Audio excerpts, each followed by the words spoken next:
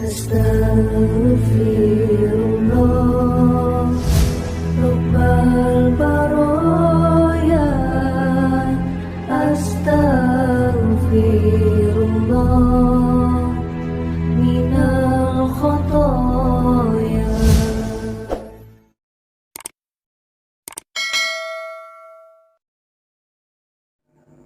Assalamualaikum warahmatullahi wabarakatuh.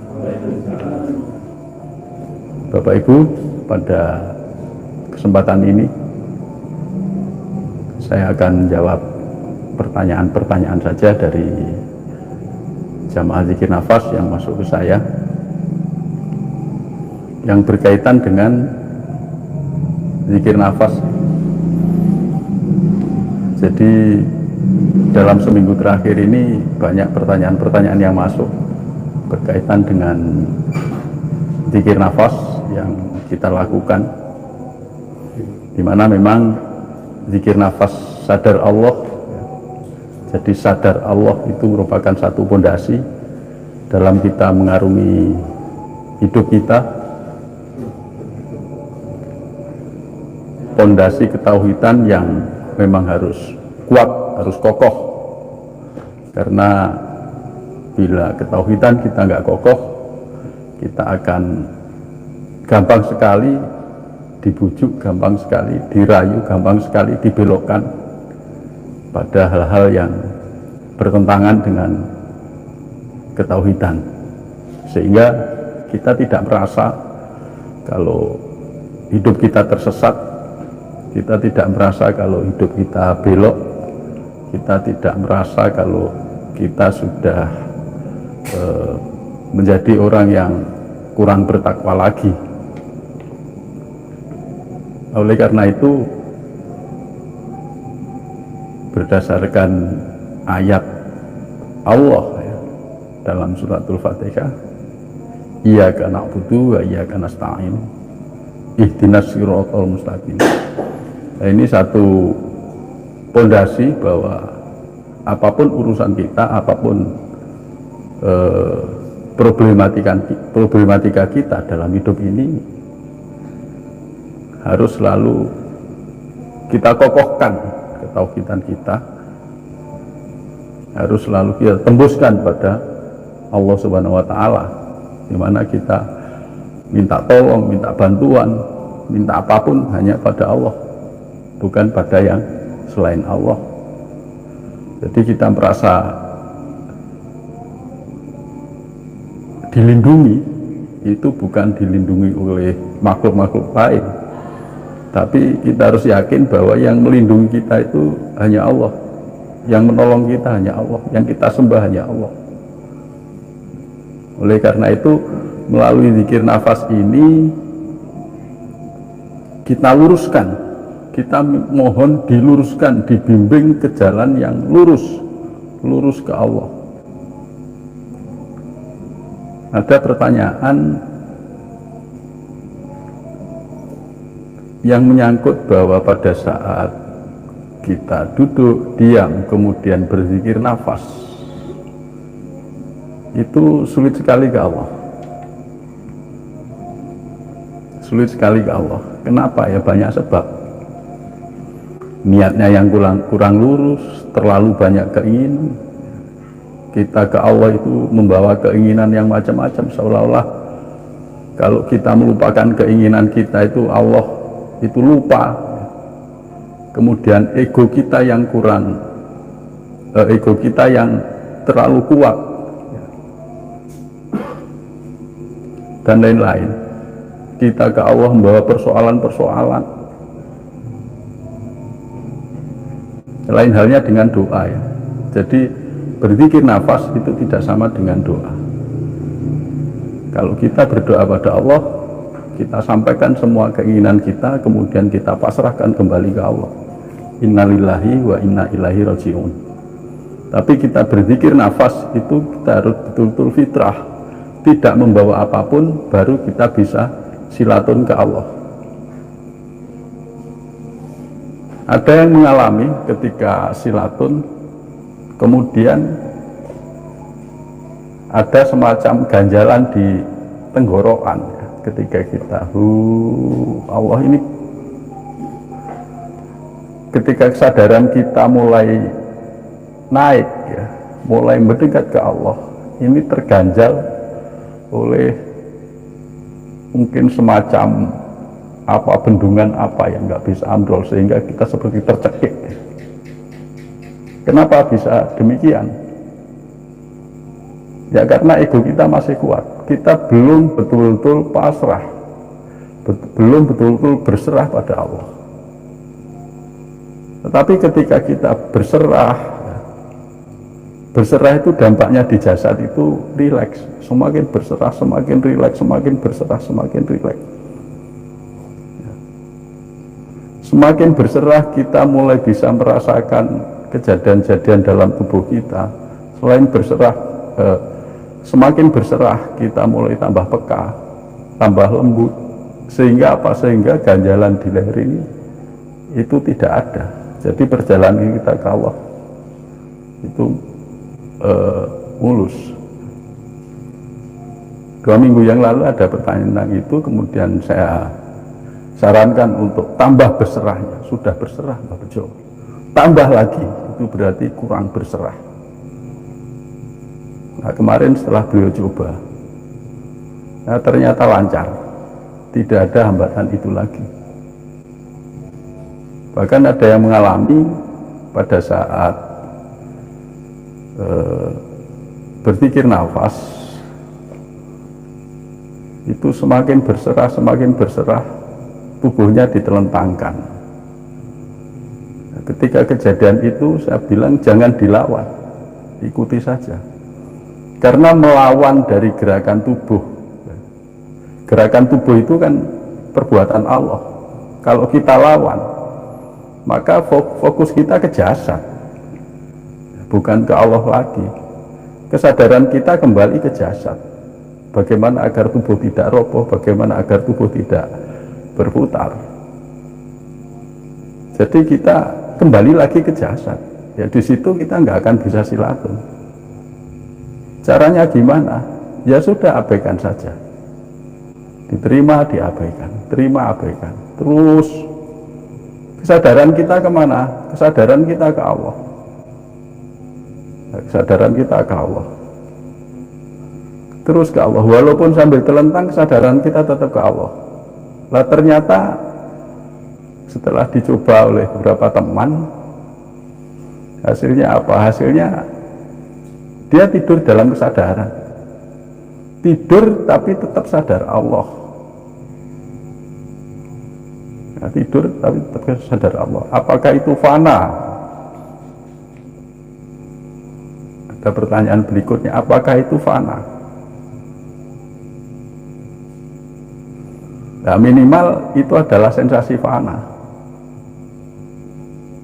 Ya, bisa fana, bisa nafi isbat sampai sibgoh, bisa. Karena yang diceritakan ke saya cuman itu. Jadi hal-hal lain yang beliau rasakan itu nggak bisa disampaikan. Ya minimal sudah fana. Sensasinya kayak gitu. Gimana nggak fana? Ini sudah meluncur. Kita sudah merasa sendiri dalam kehampaan, tapi sadar kalau dia tertidur, sadar. Maka saya jawab ya minimal sudah fana. Karena sensasinya antara lain seperti itu. Jadi keadaannya itu antara lain seperti itu. Nah setelah itu gimana? Ya sudah, berserah terus ke Allah. Nanti Allah akan perjalankan kita. Jadi kita nggak ngatur-ngatur lagi kalau sudah seperti itu. Tapi dalam belajar bagaimana? Dalam belajar, ketika kita masih belajar, ya kita harus ikuti dari level ke level. Waktunya masuk nafi isbat, fana ya sudah fana, ikuti level itu. Waktunya nafi isbat, ya sudah ikuti nafi isbat. Waktunya singgo, ikuti waktunya singgo. Walaupun pada saat kita mengikuti pembimbing pada saat itu. Kita belum fana, kita belum nafi isbat, kita belum sibo. Tapi pada saat latihan itu penting sekali. Karena ketika kita sendiri berzikir nafas, kita nanti akan melalui hal seperti itu.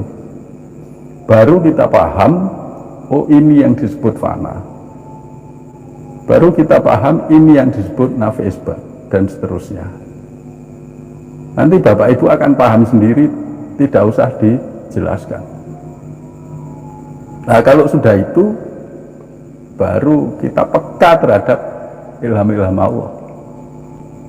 Ada ilham apapun yang kita terima, yang masuk pada diri kita, kita peka. Dan gampang sekali menerima ilham, gampang sekali. Baik pada saat sendiri, pada saat ngobrol, pada saat ngomong seperti ini, pada saat kita berkarya, menjalankan amanah, ilham itu akan masuk terus-menerus. Jadi tidak usah mencari ilham. Ya kalau ilham ada, ilham sudah transmigrasi, nggak ketemu nanti. Jadi ilham nggak usah dicari. Ketika Allah memberikan ilham, kita akan mampu menerima ketika diri kita sudah dipersiapkan oleh Allah. Ketika kita sudah terbiasa melewati level-level, level 3, level 4, kita akan diberi kepekaan semacam itu. Kemudian ada yang bertanya lagi, saya sulit sekali silatun, ya, bahkan sampai 1 jam cuman di level 1, level 2, level 1 lagi.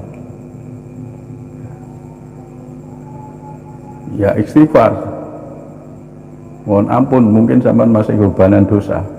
Saya sudah istighfar, sudah plong. Terus tanya, apakah karena amalan-amalan ini? Bagjo, amalannya apa? Banyak sekali amalan. Di-share ke saya, banyak sekali share saya. Saya menghafal doanya aja kesulitan. Ini sudah sampean lakukan berapa tahun? Lebih dari 7 tahun. Hasilnya apa? Nggak ada. Nah, kalau hasilnya nggak ada, ngapain diteruskan? Itu malah menjadi beban, membebani. Apakah saya harus hentikan? Kalau Mbak Bejo ngomong hentikan, saya hentikan. Saya tidak menyarankan itu. Coba dilandasi dengan sadar Allah. Dan saat ini sampean fokus untuk zikir nafasnya. Jadi amal yang 7 tahun mau dilanjutkan juga terserah, mau enggak juga terserah. Tapi fokus zikir nafasnya, karena selama ini beliau belum pernah merasakan bagaimana silatun ke Allah, belum pernah mengalami. Jadi kalau ada amalan, apalagi amalannya itu amalan yang baik, ya, zikir-zikirnya itu dari ayat Quran, itu dilandasi dengan sadar Allah, itu bagus. Tapi kalau amalan-amalannya itu memang bertentangan dengan ketauhidan, ya saya sarankan untuk dihentikan, karena memang kalau diteruskan pun ya semakin melenceng. Apa enggak berdampak? Itu berdampak.